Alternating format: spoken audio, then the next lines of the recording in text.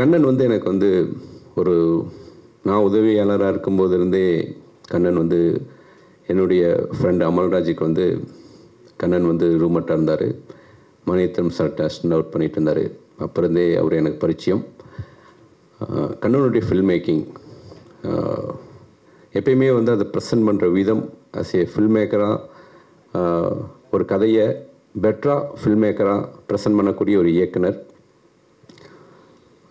Dhananjayan sir combination கண்டேன் காதலை, இவன் தந்திரன் 2 படமும் பெரிய வெற்றி.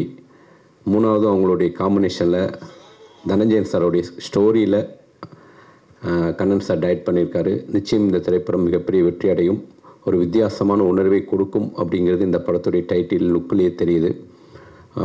அஸ் எ ஃப்ரெண்டாக கண்ணன் நிறைய வெற்றிகளை அடையணும். சினிமாவை ரொம்ப நேசிக்கக்கூடிய ஒரு மனிதர் கண்ணன். சினிமா முழுக்க சினிமாவை தவிர இந்த உலகத்தில் அவருக்கு எதுவுமே தெரியாது. அப்படிப்பட்ட ஒரு சினிமாவை அதிகம் நேசிக்கக்கூடிய ஒரு மனிதர் தனஞ்சயன் சார். ஒரு படி மேலே கண்ணனை விட சினிமா தான் அவருக்கு எல்லாமே. ஸோ அழகாக ஃபாரினில் போயிட்டு ஜம்முன்னு பொண்ணோட இருக்காமல் சினிமா அது வந்து அவருடைய பேஷன். அதுதான் வந்து அவரை வந்து தினமும் இயக்கிட்டு இருக்குது. தினமும் அவரை வந்து சுறுசுறுப்பாகவும் ஓட வச்சிட்ருக்குது. இன்னமும் நிறைய தமிழ் சினிமாவுக்கு நிறைய கதைகள் நீங்கள் கொடுக்கணும். ஒரு ஏன்னா நான் நிறைய மேடையில் சொல்லியிருக்கேன், இப்போ ஸ்டோரி ரைட்டர்ஸே இல்லாமல் போயிட்டாங்க. ஃபஸ்ட்லாம் பஞ்சு சார் மாதிரி, செல்வராஜ் சார் மாதிரி நிறைய ஸ்டோரி ரைட்டர்ஸ் இருந்தாங்க. ஒரு வருஷத்துக்கு 6 படங்கள் பண்ண இயக்குநர்களாக இருக்காங்க. கண்ணை மூடிட்டு கதையை வாங்கிட்டு போயிட்டே இருப்பாங்க. ஸோ ராஜா சார் சாங் போட்டு கொடுத்துருவார். ஸோ அந்த மாதிரி வந்து படம் பண்ண இயக்குநர்கள், அதுக்கு காரணம் ஸ்டோரி ரைட்டர்ஸ். ஸோ நிறைய திரைப்படங்கள் வந்து தயாரிப்பாளராகவும் வெற்றி பெறணும், ஸ்டோரி ரைட்டராகவும் இயக்குநர்களுக்கு தனஞ்சயன் சார் உதவணும். இந்த திரைப்படம் கண்ணன் சாருக்கு ஆஸ் ஏ நண்பர் கண்ணனுக்கு இந்த படம் பெரிய வெற்றி அடையணும். எல்லாமல்ல இறைவனை வேண்டிக்கிறேன். நன்றி. கண்ணன் அவர்களுக்கு வாழ்த்துக்கள். காந்தாரி திரைப்படம் ஜூலை வெளியாக நீங்கள் போட்டு இன்றைக்கி நம்ம முன்னாடி டீசர் அண்ட் அந்த மேக்கிங் காமிச்சிருக்காரு. அவருக்கு என்னுடைய வாழ்த்துக்கள். முடிங்க கண்ணன், உட்காருங்க, கொஞ்சம் பேசணும். வாழ்த்து சொல்லுங்கள். கண்ணன் கூட நான் கிட்டத்தட்ட 15 வருஷம் பழக்கம். 2008 ஆரம்பித்து இப்போ 15 வருஷம் தாண்டி கண்டேன் காதலில் ஆரம்பித்து நான் கண்டேன் கண்ணனை 2008 என்ன ஜான்சன். அப்போத்துலேருந்து இப்போ வரையும் நானும் அவரும் பிரிய முடியல. அந்த ஒரு என்ன சொல்கிறது, ரொமான்ஸ் பண்ணிகிட்ருக்கோம். 2 பேருக்கும் சண்டை நடக்கும், 2 பேருக்கும் அன்பு சண்டை எல்லாம் நடக்கும். ஆனாலும் அவரை மாதிரி ஒரு ரிலன்ட்லெஸ் பேஷனேட் ஃபிலிம் மேக்கரை பார்க்க முடியாது. ஒரு சினிமா எடுக்கிறத வந்து எனக்கு பிடிச்சது இதுதான், எனக்கு இதுதான் தெரியும், நான் இதை வந்து பண்ணுவேன் அப்படின்னு சொல்லிட்டு ரொம்ப ரிலன்ட்லெஸ்லாம் அவ்வளோ சேலஞ்சஸில் படம் பண்ணிகிட்டே இருப்பார். எனக்கு அவர் பார்க்கும்போதே ரொம்ப ஆச்சரியமாக இருக்கும். இந்தளவு கான்ஃபிடென்ஸ், இந்தளவு ஒரு நம்பிக்கை, தன் மீது நம்பிக்கை. நானே பணம் போட்டு, நானே பணம் ஃபைனான்ஸ் வாங்கி, நான் எப்படியோ யாருக்கிட்டையாவது போய் ரிக்வெஸ்ட் பண்ணி ஒரு படம் எடுப்பேன், அது மூலமாக வெளியில் வந்துடுவேன், அடுத்த கட்ட இன்னொரு படம் ஆரம்பிப்பேன் அப்படின்னு சொல்லிட்டு ஒரு பேஷனேட்டாக ரிலன்ட்லெஸ்ஸாக கண்டினியூஸாக ஒர்க் பண்ணுற ஒரு ஃபிலிம் மேக்கராக கண்ணனை பார்க்குறேன். Kannan is truly an inspiration எனக்கு. நான் அந்தளவு ரிலன்ட்லெஸ்லாம் கிடையாது. நான் ரொம்ப பயப்படுவேன், ரொம்ப யோசிச்சுட்டே இருப்பேன். நான் யோசிக்கிறதுக்குள்ள அவர் படம் பண்ணி முடிச்சிடுவார். அந்தளவு ஸ்பீடு கண்ணனுடைய ஸ்பீடு. காந்தாரி பொறுத்தவரையும் வந்து முதல்ல நான் வந்து தொல்காப்பியனுக்கு வாழ்த்து சொல்லணும். தொல்காப்பியன் தான் இந்த படத்தினுடைய கதை வந்து என்கிட்ட வந்து ஒரு தடவை சொன்னார். அவர் காந்தாரின்னு சொல்லலை, அவர் வேற ஒரு கதை ஒன்று வச்சுருந்தார். ஒரு டைட்டில் வேற ஒன்று வச்சுட்டு, டைட்டிலே இல்லை, ஒரு ஸ்டோரி ஒன்று கொடுத்தாரு. தொல்காப்பியன் எழுந்துங்க, இங்கே வாங்க, எல்லோரும் மீடியா முன்னாடி உங்களுக்கு தெரியட்டும், எல்லாருக்கும் இங்கே வாங்க, ஸ்டேஜுக்கு வாங்க. அவர் வந்து ரொம்ப என்கிட்ட வந்து என்ன சொன்னார், நான் சினிமாக்காக கதை எழுதணும், ரொம்ப நாள் ஆசை சார். நான் வந்து நிறைய கிரிட்டிக்ஸ் எல்லாம் பண்ணியிருக்காரு, நிறைய ஃபேஸ்புக்கிலலாம் அவர் எழுதியிருக்காரு. இந்த நேரத்தில் ஜெகன் சாருக்கு நான் ஒன்று சொல்லினோம், நான் கிரிட்டிக்கெல்லாம் பண்ணுறது இல்லைங்க, நான் எங்கேயுமே கிரிட்டிக் பண்ணதே இல்லை. என்னோடய ட்வீட்டில் கூட நான் கிரிட்டிக் பண்ண மாட்டேன், ஒரு வார்த்தை கூட, ஒரு படத்தை கூட நான் கிரிட்டிசைஸ் பண்ண மாட்டேன். படம் பார்த்து நல்லா இல்லைனாலும் நான் அப்படியே சைலண்ட்டாக அப்படியே எஸ்கேப் ஆகி போயிடுவேன். ஐயோ இந்த வம்பு வேண்டாம், நம்ம ஏதாவது சொல்லி அப்புறம் நாளைக்கு நம்மள போட்டுருவாங்க, தனஞ்சயன் தான் சொன்னார் சொல்லிடுவாங்கன்னு சொல்லிட்டு நான் ரொம்ப கேர்ஃபுல்லாக பேசுவேன். படம் நல்லா இருந்தேன்னா அங்கேயே பேசி கொண்டாடி அவங்கள வாழ்த்து சொல்லி இது பண்ணுவேன். படம் எனக்கு ஓரளவு பிடிக்கல அப்படின்னா நான் அப்படியே சைலண்ட்டாக எப்படியெல்லாம் பாலிஷாக சொல்லணுமோ சொல்லி ஒதுங்கிடுவேன். மிஸ்டர் ஜெகன் நான் என்றைக்குமே கிரிட்டிக் பண்ணதே இல்லை. அதனால தான் என்னை நிறைய பேர் படம் பார்க்க கூப்பிட்றாங்க. ஏன்னா திட்டமாட்டார், நல்லா இருந்தால் அப்ரிஷியேட் பண்ணுவார் அப்படின்றதுக்காக தான் தான் கூப்பிடுறாங்க. ஸோ காந்தாரிக்கு வருவோம். தொல்காப்பியன் என்கிட்ட வந்து ஒரு 2 வருஷம் முன்னாடி ஒரு கதை ஒன்று கொடுத்தாரு. ஒரு படிங்க சார் அப்படின்னாரு. நானும் எங்களுடைய டீம் ஸ்கிரிப்டிக் எங்களுக்கு ஒரு டீம் இருக்குது, டீம் படித்தோம். படிக்கும்போது எங்களுக்கு ஒரு மாதிரி இது ஒன்றும் செட் ஆகாது, சினிமாக்கான கதை இல்லை, இது எப்படி நம்ம பண்ண முடியும் அப்படின்னு நான் யோசிச்சிட்டே இருந்தேன். என் கூட வந்து சீனி செல்வராஜ் டைலாக் ரைட்டர், அவரும் நானும் 3 கதைகள் எழுதியிருக்கோம், 3 திரைக்கதை வசனம் எழுதியிருக்கோம். ஸோ அதில் ஒரு கதை தான் இது. என்னாச்சுன்னா நான் வந்து ஒரு 3 மாதம் என்கிட்ட இருந்தது அவனுடைய ஒரு ரைட்டப். அப்புறம் நான் பண்ண ஒரு நாள் யோசித்தேன், எனக்கு செட் ஆகாது இதுன்னு சொல்லிட்டு அவரை கூப்பிட்டு, தொல்காப்பியன் சார் நீங்கள் எடுத்துகிட்டு போயிடுங்க, இது எனக்கு செட் ஆகலை, எனக்கு மண்டையில் எதுவுமே ஏறலை அப்படின்னு சொன்னேன். இந்த கதை வந்து ஒன்றுமே செட் ஆகலை அப்படின்னு சொன்னேன். அப்போது இது திருப்பி என்னை பார்க்கணுன்னு பிடிவாதமாக அவர் வந்து கண்ணன் சார் மாதிரியே வந்து தொல்காப்பியன் பிடிவாதமாக உங்களை பார்த்தே ஆகணும் அப்படின்னாரு. அப்புறம் வாங்க பார்க்கலாம் ஆஃபீஸ்க்குன்னு சொல்ல வரும்போது வந்து தொல்காப்பியன் சொன்ன வார்த்தை என்னென்னா, சார் நான் எனக்கு 50 வருஷம் தாண்டிடுச்சு, திரைப்படத்தில் என் பேர் வரவே இல்லை, நானும் இந்த சினிமாவில் நானும் போராடிட்டுருக்கேன், இந்த கதையில் ஏதோ ஒரு ஆழமான உணர்வு இருக்குது அண்ட் அழுத்தமான எமோஷன் இருக்குது, இதை நீங்கள் நினச்சா ஏதோ ஒன்று பண்ண முடியும், எனக்காக இதை வந்து எடுத்து என்னவாது பண்ணுங்கள், ஆனால் இந்த கதையை வந்து சினிமாவை கொண்டு வாங்க, இதை ஐடியாவாக எடுத்துக்கிட்டீங்க, இதுலேருந்து டெவலப் பண்ண முடியுமா அப்படின்னு ஒரு மனிதனுடைய ஆசை வெளிப்படுத்தினார். அப்படி பார்த்தேன், இந்த மனுஷனுக்கு இவ்வளோ பேஷன் இத்தனை வருஷம் கடந்த பிறகும் தன் படம் வந்து தன் கதை எப்படியாவது சினிமாவில் வரணுன்றதுக்காக ஒரு போராட்டம் பண்ணுறாரு அப்படின்னு சொல்லிட்டு திருப்பி கொடுத்துங்க, போங்க நீங்கள் கிளம்புங்க அப்படின்னேன். எதுக்காக கதையாக சொல்கிறேன்னா, ஒரு திரைக்கதை உருவாகிறதே ஒரு சுவாரஸ்யமான விஷயம், அது உங்களுக்கு தெரியுன்றதுக்காக சொல்கிறேன். அப்புறம் திருப்பி போங்க, எனக்கு பரவாயில்ல, நான் யோசிக்கிறேன் அப்படின்னு சொல்லிட்டு நான் யோசிச்சுட்டே இருந்தேன். அவர் சொன்ன கதையில் எனக்கு 2 விஷயங்கள் ரொம்ப பிடிச்சிருந்தது, மீதியெல்லாம் நம்ம உருவாக்கலாம் அப்படின்னு. நரிக்குறவர்கள் வாழ்க்கையை பற்றி ஒரு கதை எழுதியிருந்தார்.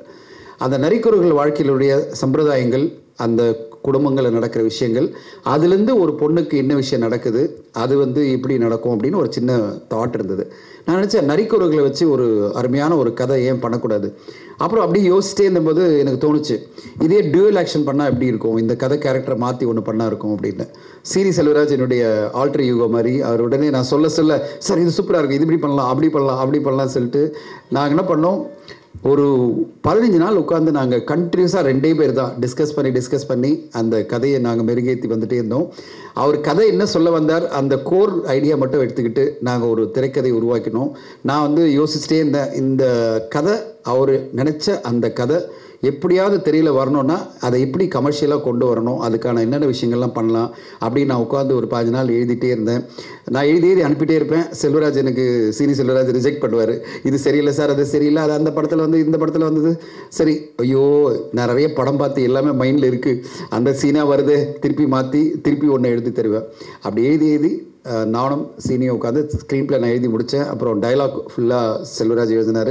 எனக்கு நிறைய டைலாக்லாம் தோணுச்சு. இதுக்காக நாங்கள் வந்து ஸ்பெசிஃபிக்காக நரிக்குறவர் கம்யூனிட்டியெல்லாம் போய் அவங்களோட டைலாக்லாம் ரெக்கார்ட் பண்ணோம். இந்த படத்தில் மிக முக்கியமான விஷயம் பார்த்திங்கன்னா, நிறைய டைலாக்ஸ் வந்து நரிக்குறவர்கள் பேசின டைலாக்கை வந்து செல்வராஜ் பல்லாவரம் பக்கத்தில் இருக்கிற நரிக்குறவர் கம்யூனிட்டி போயிட்டு அவங்க என்னென்ன பேசுவாங்க, அந்த டைலாக்னுடைய அர்த்தங்கள் என்ன, இதுக்கு இந்த கதையில் நாங்கள் எழுதின வசனங்களுக்கு என்ன மாதிரி நரிக்குறவர்கள் வசனம், அந்த டைலாக் எப்படி இருக்கணும் அப்படின்னு சொல்லிட்டு எல்லாம் எழுதணும்.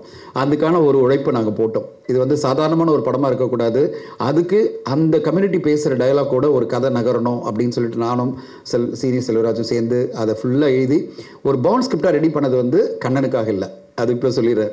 நான் எழுதி பவுண்ட் ஸ்கிரிப்ட் ரெடி பண்ணி முடித்த உடனே எங்கள் 2 பேரும் ரொம்ப எக்ஸைட் ஆகிட்டோம். ரொம்ப நல்லா வந்திருக்கு, இதை வந்து ஒரு பெரிய ஆர்டிஸ்ட் பண்ணால் நல்லாயிருக்கும் அப்படின்னும் போது சீனி சொன்னார், சார் மேடம் நயன்தாரா கிட்ட எப்படியாவது பிச் பண்ணுங்கள், இல்லைனா த்ரிஷா வச்சு பண்ணுங்க அப்படின்னு கேட்டார். சரி நம்ம பிச் பண்ண ஆரம்பிப்போம் அப்படின்னு சொல்லிட்டு நான் ஆரம்பித்து நான் வந்து நயன்தாரா மேடத்துக்கு பிச் பண்ணலாம் அப்படின்னு சொல்லிட்டு நான் வந்து அதுக்கான எஃபர்ட் போயிட்டே இருக்கும்போது திடீர்னு ஒரு பெல்லு, ஒரு ஃபோன் அடிக்குது. Mister R Kannan. இல்லை அப்படின்னா, சார் உங்களை அர்ஜென்ட்டாக பார்க்கணும். இல்லை அப்படின்னா வர அப்படின்னாரு. வந்துட்டு என்ன சொன்னார், சார் அல்சிகா டேட்டு எனக்கு கிடச்சிருக்கு, ஆனால் நான் சொன்ன கதை அவங்களுக்கு செட் ஆகலை, அவங்களுக்கு ஒரு கதை தேவைப்படுது, நீங்கள் கதை எதாவது ரெடியாக இருக்கா சார் அப்படின்றாரு. என்னடா இது, இப்படி ஒரு கதை அவங்களுக்கு தான் போய் செட் ஆகணுன்றது விதின்ற மாதிரியே இருக்குது எல்லாமே. நான் சொன்னேன், சரி நான் சொல்கிறேன், கதை சொல்கிறேன், நீங்கள் கேட்குறீங்களா அப்படின்னேன். நான் சொன்ன உடனே நான் கதை சொல்லி 15 நிமிஷமே சொல்கிறாரு, சார் சூப்பராக இருக்குது சார், இனிமேல் நீங்கள் எனக்கு சொல்லாதீங்க, நீங்கள் வாங்க அன்சிகாவுக்கு சொல்லுங்கன்றார். நான் அது என்ன வர சொல்கிறேன் அப்படின்னு, நான் உனக்கு சொல்கிறேன் நீ போய் சொல்லுப்பா. நான் இல்லை நீங்கள் வாங்கினார். ஸோ நானும் கண்ணன் அவர்களும் பாம்பே போயிட்டு அன்சிகா போகும்போது அன்சிகா என்ன நினச்சாங்க, தயாரிப்பாளர் தனஞ்சன் இதுக்கு வராரு, டைரக்டர் தானே வரணும் அப்படின்னு உடனே கண்ணன் சொல்கிறார், அவர் தான் ஸ்க்ரீன் பிளே டைலாக்லாம் சொல்லியிருக்காரு அப்படின்னாரா. அன்சிகா கேட்டாங்க, நீங்கள் கதை சொல்ல போகிறீங்களா? ஆமாம் மேடம், நான் தான் சொல்ல போகிறேன் அப்படின்னு. சொல்லுங்கள் அப்படின்னாங்க. But I have to appreciate her. கிட்டத்தட்ட 2.5 hours I was narrating the story. நான் ஸ்டாப்பாக she was sitting and listening. எனக்கு அதுதான் ஆச்சரியமாக இருந்தது. அதாவது ஒரே ரீசனாக நான் இங்கிலீஷில் நரேட் பண்ணுறேன், ஷி குட் ஃபாலோ. தமிழில் நரேட் பண்ணல, நான் கண்டினியூஸாக சீன் பை சீன் இங்கிலீஷில் நரேட் பண்ணுறேன். At the end of 2.5 hours அவங்க கேட்ட ஒரே கேள்வி, சார் சூப்பராக வந்திருக்கு கதை, ரொம்ப பிடிச்சிருக்கு எனக்கு. ஒன்று இது பிரம்மாண்டமான மேக்கிங் இருக்குது, இவ்வளோ மேக்கிங் எஃபர்ட் இருக்குது, நான் இவ்வளோ உழைப்பு கொடுக்க வேண்டியிருக்கு, இது கண்ணன் சாரால் எக்ஸிக்யூட் பண்ண முடியுமா? அதாவது ஃபைனான்ஷியலி இவ்வளோ பெரிய பட்ஜெட்டு, இவ்வளோ பெரிய மேக்கிங் இருக்குது, இதெல்லாம் அவரால் பண்ண முடியுமா? நான் எங்கிட்ட அவர் வந்தப்போ வேற ஒரு கதை சொன்னார், அது செட் ஆகலை, ஆனால் அக்ரிமெண்ட் போட்டுட்டோம். ஆனால் இப்போ இந்த கதையை எடுக்கணும்னா இந்தளவு பட்ஜெட் தேவைப்படுமே, இதெல்லாம் பண்ண முடியுமான்னா நம்ம கண்ணன் சார்கிட்ட ஒன்றே ஒன்று தான், எப்போவுமே எஸ் சார் பண்ணிடலாம் சார் அப்படி தான் சொல்லுவார். அவர் உடனே என்ன சொன்னார் அன்சிகா கிட்ட, நான் பண்ணிடுறேன் மேடம், கவலைப்படாதீங்க, உங்களுக்கு கதை ஓகே தானே அப்படின்னாரு. ஐயோ கதை சூப்பராக இருக்குது, நான் பண்ணிடுறேன் அப்படின்னு சொல்லிட்டு அன்றைக்கி ஆரம்பித்து, அது பிறகு நாங்கள் ஷூட்டிங் ஆரம்பித்தப்போலாம் எக்ஸைட்டிங். ஷூட்டிங் ஆரம்பித்த ஃபஸ்ட் டே வந்து என்கிட்ட சொல்கிறாங்க, எனக்கு இந்த சீன்ஸ்லாம் எனக்கு உடன்பாடு இல்லை, இந்த கதையில் இந்த இது வந்து எனக்கு சில மாற்றணும் சொல்லி அன்றைக்கி திருப்பி உட்காந்து நாங்கள் அவங்க அதனால் வேலிடான சில ஐடியாலாம் சொன்னாங்க. ஏன்னா அப்போ தான் அவங்களுக்கு தோணுது சில விஷயங்கள்லாம் இது பண்ணால் நல்லா இருக்குமே என்ன. But we are very very accommodative. நாங்கள் வந்து பிடிவாதமாக இப்படி சொன்னால் இப்படி மாற்ற முடியல. ஷூட்டிங் ஸ்பாட்டில் உட்காந்துருக்கேன், என்கிட்ட வந்து அன்சிகாவும் அவங்க அம்மா சொல்லும்போது, இல்லை இது எங்களுக்கு ஒத்து வராது, இந்த பேட்டர்னை கொஞ்சம் மாற்றினா நல்லாயிருக்கும், இந்த இதுக்கு நான் வர முடியாது. என்ன பிகாஸ் அப்போ தான் அவங்க மேரேஜ் ஆகுது. அவங்க சொல்கிறாங்க, மேரேஜுக்கு நான் போகிறேன், இப்போ போய் இந்த சீன்லாம் நான் பண்ண முடியாது அப்படின்னு சொன்ன உடனே, சரி மேரேஜுக்கு போகும்போது உங்களால் இந்த சீன்ஸ்லாம் பண்ண முடியாதுல்ல, அப்போ நான் மாற்றுறேன் அப்படின்னு சொல்லிட்டு 1 டேயில் உட்காந்து நானும் சீனியும் உட்காந்துட்டு திருப்பி கிட்டத்தட்ட ஒரு 18-20 சீனை ரீரைட், அவங்களுக்காக அவங்களுடைய வாழ்க்கை தரம் மாறும்போது சில விஷயங்கள் பண்ண முடியாது அவங்களால, சரின்னு சொல்லிட்டு அதெல்லாம் மாற்றி அது பிறகு ஒரு பக்கா ஸ்கிரிப்டாக எடுத்து அந்த என்டையர் டீமுக்கு டைரக்ட் பண்ணி, Kannan, cinematographer Balasubramaniam sir, art director Jijo எல்லாம் ஒன்றா உட்காந்து கதையை நான் நரேட் பண்ணேன். ஒரு ப்ரொஃபஷனலாக எப்படி பண்ணணும்னு நினச்சோன்னா என்டையர் டீம் உட்கார வச்சு சீன் பை சீன் நான் படிச்சுட்டு வந்தேன். இதுதான் சீனு, இதுதான் கதை, ஒரு சீனில் என்னென்ன டைலாக் இருக்கும் அப்படின்னு சொல்லிட்டு ஒரு ப்ரொஃபஷனலாக ஒரு டீமாக ஒரு ஸ்க்ரீன் பிளே ரைட்டர் என்ன பண்ணணுமோ அந்த வேலையை நான் என்னுடைய தரப்புலேருந்து ரொம்ப தெளிவாக டிட்டர்மைண்டாக நான் எல்லாம் பண்ணி அது பிறகு அவங்கள விட்டுட்டேன். அது பிறகு படமாக எப்படி வந்திருக்கு, இந்த ஸ்க்ரீன் பிளே டு ஒரு படம் அப்படின்றது வேறு, அது ஒரு கலை. ஸ்கிரிப்ட் ஸ்க்ரீன் அப்படின்னு சொல்லுவாங்க. நீங்கள் ஸ்கிரிப்டை பிரமாதமாக எழுதினாலும் ஸ்க்ரீன் பிளே என்ன பண்ணாலும் ஸ்க்ரீனில் எப்படி வருதுன்றது ஒரு டைரக்டருடைய கைங்கரியம். அது ஒரு டைரக்டர் எந்தளவு அதை வந்து டிரான்ஸ்லேட் பண்ணியிருக்காருன்றது நீங்கள் பார்த்து சொல்லணும். கதையாக நீங்கள் பார்த்து சொல்லுங்கள். படமாக பார்க்கும்போது எனக்கு என்னென்னா, பரவாயில்ல நம்ம கதை வந்து இப்படியெல்லாம் எதிர்பார்க்கல, ஏன்னா கண்ணனுக்கு இப்படியெல்லாம் தோணியிருக்கு, நம்ம கதையை வந்து இப்படி மாற்றி பண்ணியிருக்காரு, அது அவருடைய சுதந்திரம். ஏன்னா ஒரு டைரக்டருக்கான ஒரு சுதந்திரத்தை நம்ம வந்து எப்போவுமே விட்டாகணும். ஏன் ஸ்க்ரீன் பிளே இருக்கிற ஒரு ஷாட்டை இப்படி தான் வரணும்னு சொன்னால் அப்போ நான் தான் டைரக்ட் பண்ணணும். ஸோ அது இல்லாமல் நான் கண்ணன்கிட்ட சொன்ன ஒரே விஷயம், இது உன்னுடைய கதைப்பா, நீ கேட்ட நான் கொடுத்துட்டேன், இதுக்கு பிறகு நீங்கள் என்ன மாற்றி கொண்டு வரீங்களோ அது உங்களுடைய ஸ்கிரிப்ட் ஸ்க்ரீன் அப்படின்னு சொல்லியிருக்கேன். அது ஸ்க்ரீனில் வரும்போது அது என்ன மாதிரி ஒரு இம்பேக்டோட வருது, அது உங்களுக்கு எப்படியெல்லாம் அப்பீல் ஆகுதுன்ற நீங்கள் பார்த்து சொல்லணும். நான் வெயிட் பண்ணிட்டு இருக்கேன். 2008 ஜெயம் கொண்டான் ஆரம்பித்தது, அன்னிலேருந்து இன்னைக்கு வரைக்கும் எனக்கு மிகப்பெரிய சப்போர்ட் வந்து என்னுடைய ஃப்ரெண்ட்ஸ், பத்திரிக்கை நண்பர்கள் தான். எந்த படமாக இருந்தாலும் அதுக்கு அந்த அளவுக்கு ஒரு இம்பார்ட்டன்ட் கொடுத்து எனக்கு என்னுடைய படங்களுக்கு அவ்வளோ சப்போர்ட் பண்ண என்றைக்குமே மறக்க முடியாது. ஸோ மீடியா பீப்புள்ஸ், பத்திரிக்கை நண்பர்கள் அனைவருக்கும் நன்றி. நான் கண்டினியூ பண்ணுறதுக்கு உங்களுடைய ஆதரவு தான் மிகப்பெரிய காரணம். அண்டு வந்து காந்தாரியை பற்றி இங்கே வந்துடுவோம். இது என்னுடைய தயாரிப்பில் உருவான ஒரு திரைப்படம். நிறைய பேசணும், ஏன்னா முத்து கணேஷ் மியூசிக் வந்து சொல்லவே முடியாது, அந்த அளவுக்கு படத்தை வந்து நெக்ஸ்ட் லெவலுக்கு கொண்டு போயிடுச்சு. சைலன்ஸாக இருந்ததை விட நிறைய விஷயங்களை வந்து அவங்க நல்லா ஹார்ட் ஒர்க் பண்ணாங்க, நல்ல டைம் கொடுத்தாங்க. கிட்டத்தட்ட ஒரு 3-4 மந்த் வந்து பேக்ரவுண்ட் ஸ்கோருக்கு மட்டுமே டைம் கொடுத்தோம், அந்தளவுக்கு அவங்க பண்ணாருங்க. ஸோ முத்து கணேஷோட ஒர்க்கு ரொம்ப ஃபேண்டாஸ்டிக். தனஞ்சயன் சார் வந்து ஒரு பிரதர் மாதிரி. அவர் சொன்ன மாதிரி நிறைய சண்டை போடுவோம், கோச்சிப்போம், பேசாமல் கூட இருந்திருக்கோம். சம்டைம் ஒரு ஹஸ்பண்ட் ஒய்ஃப்குள்ளே இருக்கிற மாதிரி இருக்கும், திட்டிடுவோம், இது சரியில்லை சார், இது நல்லா வராதுன்னு சொல்லிவிடுவோம். எதுவாக இருந்தாலும் தைரியமாக நம்ம தனஞ்சயன் சார்கிட்ட பேசலாம். ஏன்னா ஒரு சினிமாவை நேசிக்கிற ஒரு மனிதர், எதுவும் தப்பாக எடுத்துக்க மாட்டார். அடுத்த நாளே கூப்பிட்டு இல்லை நீ சொன்னது கரெக்டுன்னு சொல்லுவார், இல்லை அவர் சொன்னது கரெக்டு, நானே போய் சார் சாரி சார் நீங்கள் சொன்ன அந்த ஒரு விஷயம் கரெக்டாக அது வரல சார், நான் திருப்பி அதை ரீஷூட் பண்ணிடுறேன் சார் உங்களுக்காகன்னு சொல்லி குட்டி குட்டி விஷயங்கள் சின்ன அவர்கிட்ட தனஞ்சயன் சார்கிட்ட ரொம்ப பிடிச்ச விஷயம் என்னன்னா, ரொம்ப மைனூட்டாக ஒரு ஒரு ஸ்மால் திங் கூட வந்து அந்த செட் ஒர்க்கில் வந்து அந்த பின்னாடி அது ரொம்ப அது பீரியடாக தெரியல, அது மட்டும் கொஞ்சம் நம்ம சிஜியில் மாற்றலாம் அப்படின்ற மாதிரி எல்லா விஷயத்தையும் தனஞ்சயன் சார் இன்வால்வ் ஆவார். அது வந்து அந்த படத்தை வந்து நெக்ஸ்ட் லெவலுக்கு கொண்டு போகிறதுக்கு உதவும். இது காந்தாரி வந்து இந்த படத்தை பற்றி ஒரு அறிமுகம் தான் இந்த கூட்டம். இது வந்து இப்படி ஒரு படம் எடுத்திருக்கோம், இப்படி ரெடி ஆகிடுச்சு, ரிலீஸுக்கு ரெடி ஆகிடுச்சு. ஸோ இதுக்கப்புறம் வந்து மியூசிக் லான்ச் இருக்குது, ட்ரெய்லர் இருக்குது, எல்லாமே இருக்குது. ஸோ எல்லாமே நாங்கள் ரெடி ஆகிட்டோம். அண்டு வந்து மிகப்பெரிய சப்போர்ட் வந்து மகேந்திர சார் வந்து ஒரு என்ன சொல்கிறேனே தெரில. அந்த படம் வந்து இந்த அளவுக்கு வந்ததுக்கு காரணம் ஒரு ஃபினான்ஷியர், எந்த வித ஒரு முகம் சுளிக்காமல் எங்கள் பட்ஜெட் கொஞ்சம் அதிகமாக போகும்போது எந்த நேரத்துலையும் ராத்திரியில் போய் கதவு தட்டினா கூட அது எங்கேருந்து வரும்னு அது ஒரு பரம ரகசியம், ஆனால் எங்களுக்கு வந்துடும், ஷூட்டிங் நடந்துடும். ஸோ மகேந்திர சார் வந்து அந்தளவுக்கு ஒரு பெரிய சப்போர்ட்டு. அவருக்கு என் மேலே வச்சுருக்க நம்பிக்கை, கண்டிப்பாக இந்த படம் ரிலீஸ் ஆகும், நம்ம படம் திரும்பி வந்துடும் அப்படின்ற ஒரு நம்பிக்கை. எனக்கு கிட்டத்தட்ட கடந்த ஒரு 5 படங்களை நான் அவர்கிட்ட வரவு செலவு வச்சிட்ருக்கேன். போன படம் கிரேட் இண்டியன் கிச்சன் ஒரு பெரிய சப்போர்ட் பண்ணார், அந்த படம் நல்ல ஒரு நேம் கிடச்சிது எனக்கு. ஸோ அதுக்கு காரணம் மகேந்திரன் சார், இந்த நேரத்தில் நன்றி. அப்புறம் ஈஸ்வரன் சார் சமீபத்தில் கிடைச்ச ஒரு நல்ல நண்பர், அற்புதமான மனிதர், சினிமாவை நேசிக்கிறவர், அவருடைய வியாபாரம் பெரிய அளவில் ரீச் ஆகணும். அண்டு தொல்காப்பியன் ஸ்ரீனி 2 பேருமே வந்து ஸ்டோரி டிஸ்கஷன்லேருந்து எனக்கு அவ்வளோ பெரிய சப்போர்ட்டாக இருந்தாங்க. அண்டு வந்து சிஜி டீம் முக்கியமாக நான் வந்து இந்த படத்தில் வந்து மியூசிக்கு அடுத்தது நான் சொல்லணும்னா சிஜி வெங்கி ஒரு நிமிஷமா அவங்க அந்த அளவுக்கு பிரமாதமான ஒரு ஒர்க்கர்ஸ். அவங்க ஒரு யங்ஸ்டர்ஸு, சின்ன விஷயங்கள் படத்தில் வந்து நிறைய காக்கா, பாம்பு, வவ்வால், இந்த மாதிரி நிறைய விஷயங்கள் இருக்குது. இது எல்லாமே வந்து ஒரு ரியலிஸ்டிக்காக இல்லைன்னா அந்த படம் ஃபேக் ஆகிடும். ரொம்ப அவ்வளோ டீட்டெயிலாக ஒரு புது பசங்க தைரியமாக நம்பி கொடுத்தோம், ஆனால் அற்புதமாக பண்ணாங்க. ஸோ தேங்க்ஸ் வெங்கி, ரொம்ப நன்றி. அவங்களுக்கு இந்த சமயத்தில் நான் நன்றி சொல்லிக்கிறேன். அண்டு சுசியை பற்றி சொல்லணும். சுசி வந்து நானும் சுசியும் ஒரே இயரில் டைரக்டர் ஆகணும். ஸோ நான் 2008 2009 வெண்ணிலா கபடி குழு அன்னிலிருந்து நாங்கள் 2 பேரும் தொடர்ந்து டைரக்ட் பண்ணிகிட்டு இருக்கோம், ப்ரொடியூஸ் பண்ணிகிட்ருக்கோம். சம்டைம்ஸ் அடி வாங்குவோம், திருப்பியும் கீழே விழுவோம், திருப்பியும் எழுந்துப்போம், திருப்பியும் படம் பண்ணுவோம். அவர் சுசி சொன்ன மாதிரி எனக்கு மட்டும் சினிமா இல்லை, சுசிக்கும் அப்படி தான். எங்கள் 2 பேருக்கும் சினிமாவை தவிர வேறு ஒன்றுமே தெரியாது. நாங்கள் கடைசி வரைக்கும் இருந்துகிட்டு தான் இருப்போம், நல்ல படங்களை கொடுப்போம். நிச்சயமாக ஜெயங்கொண்டாம் போர், கண்டேன் காதலை, இவன் தந்திரன், பூமராங், இந்த மாதிரி கிரேட் இண்டியன் கிச்சன் மாதிரி நிச்சயமாக இந்த படம் காந்தாரி வந்து ஒரு பெரிய ரீச் கண்டிப்பாக கிடைக்கும்.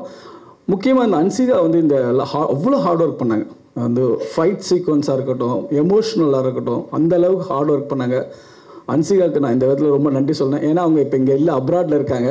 ஆடியோ லான்ச்சு கண்டிப்பாக வருவாங்க. பெரிய அளவுக்கு இந்த படத்தை பற்றி இன்னும் நிறைய டீட்டெயில் சொல்லணும். ஸோ அன்சிகாவுக்கு நான் ரொம்ப நன்றி சொல்லணும். அண்ட் வந்து பிரவீன் சார் சின்ன சப்போர்ட்டாக இருந்தாலும் அந்த படத்தை பற்றி அவ்வளோ அப்ரிஷியேட் பண்ணி சொன்னார், அவருக்கும் நன்றி. முக்கியமாக இந்த கடைசி காலகட்டத்தில் இந்த படத்தை கம்ப்ளீட் பண்ணுறதுக்கு ஒரு சின்ன இது தேவைப்படும். அதுதான் பெரிய சப்போர்ட்டாக எனக்கு வந்து ரிஷி, அவர் காசிதன் கடவுள் வந்து ஒரு நல்ல நண்பர், அவர் பெரிய சப்போர்ட் பண்ணார். ஸோ இந்த படத்துக்கு ஒரு கோ டைரக்டர் மாதிரி, ஒரு எக்ஸிக்யூட்டிவ் ப்ரொடியூசர் மாதிரி பக்கத்தில் இருந்து என்ன வேணுமோ எல்லா உதவியும் பண்ணி கொடுத்தாரு. இந்த நேரத்தில் ரிஷிக்கும், அவர் ரவி சாருக்கும், அண்டு ராதா சார், அண்டு எல்லா நண்பர்களுக்கும் நான் நன்றி சொல்கிறேன். கோபி சாருக்கு, பிரதீப், எல்லாருக்கும். அண்டு இந்த படம் இன்னும் நிறைய பேசும், படம் பாருங்கள், நிச்சயமாக எல்லாருக்கும் ரொம்ப பிடிக்கும். இவ்வளோ நேரம் வந்து இந்த காந்தாரி படத்தை பற்றின ஒரு அறிமுகத்துக்கு வந்து வேற ஒரு மீட்டிங் முடிச்சுட்டு அங்கேருந்து இங்கே வந்து இதை கவர் பண்ணி இதை மக்கள்கிட்ட கொண்டு போய் சேர்க்குற உங்களுக்கு என் சிறந்தாழ்ந்த நன்றிகள். வணக்கம். காந்தாரி பேசப்படும். Dhananjayan sir and Hansika ma'am, இந்த எங்களுக்கு அன்சிகா மேமோட 2nd படம் பண்ணுறோம். இந்த ஆப்பர்ச்சுனிட்டி கொடுத்த கண்ணன் சாருக்கு ரொம்ப நன்றி.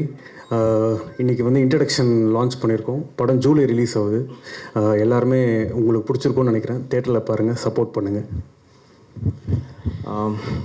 இதில் எங்களுக்கு பெரிய சேலஞ்சிங்கான விஷயம்னா, தனஞ்சன் சார் சொன்ன மாதிரியே ஒரு சீனும் வந்து வேறு லெவலில் இருந்தது. அது டோட்டலாகவே பார்த்திங்கன்னா அது ஒரு டிஃப்ரெண்ட் எக்ஸ்பீரியன்ஸ்.